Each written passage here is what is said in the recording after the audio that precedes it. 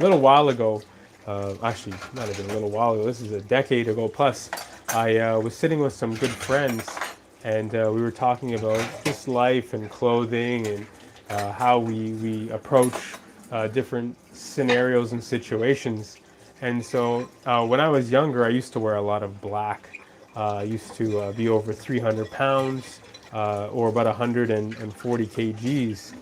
That my body and my overall demeanor and the clothes that I was wearing and my hair being braided and wearing toques and stuff like that caused people to be very intimidated of me.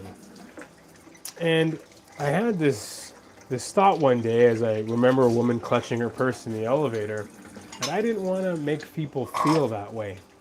And so I started wearing brighter clothing. I started, looking into ways that I could change my body language. And it just caused people to be that much more relaxed around me.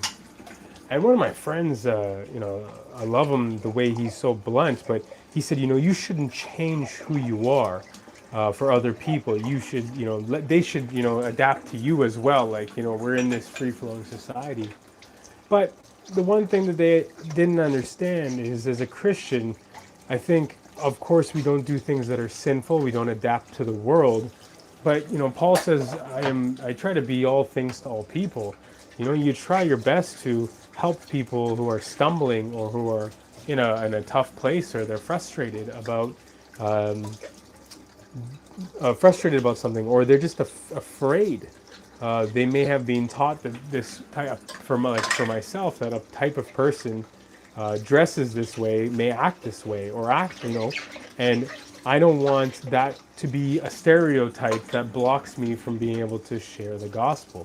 So that was a pretty big change for me, to change my wardrobe, change my clothing, change my body language and my attitude. But that was after years and years of making those tiny micro choices that really started to help the macro, and allowed me to grow as a person and to be more thoughtful towards others. So, not every situation is the same. I'm not saying that, everyone will take the same trajectory that I do, but I think it is very, very uh, normal and a part of the human experience to be faced with choices in the small, in the day to day or the small range, the mid range, in the maybe month to month, and then in the large range, which is in the year to year. And it's what we do with those changes that really, I think, make us into the people who we really are.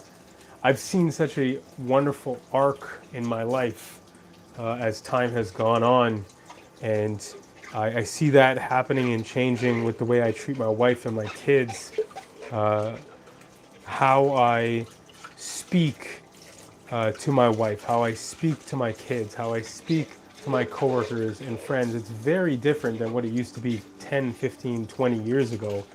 And that's because of those micro changes and choices that have allowed me to become more conscious, because I'm putting in the reps. Like, I always kind of go back to that putting in the reps thing, because I was such a gym head for a long, long time.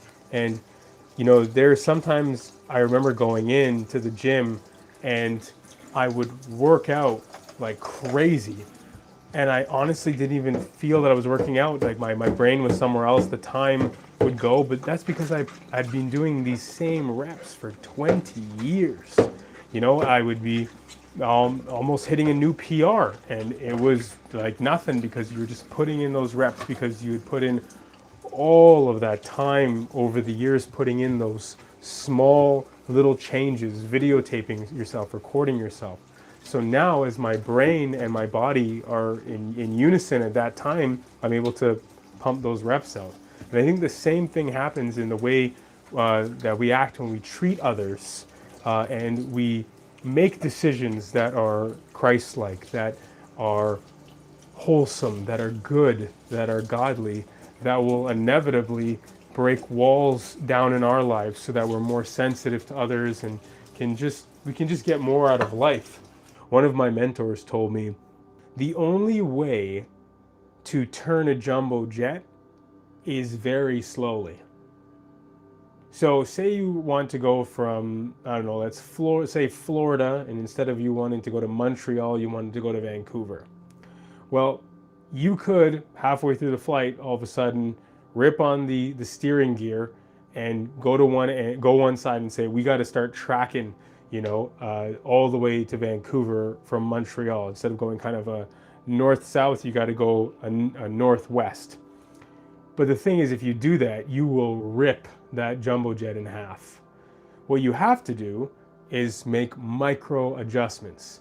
And those may not seem huge, but as you split off into that trajectory, every millimeter, every centimeter that you're shifting that gear, and every degree on the longitude and latitude, it is shifting hundreds of kilometers every couple minutes or every couple hours, right?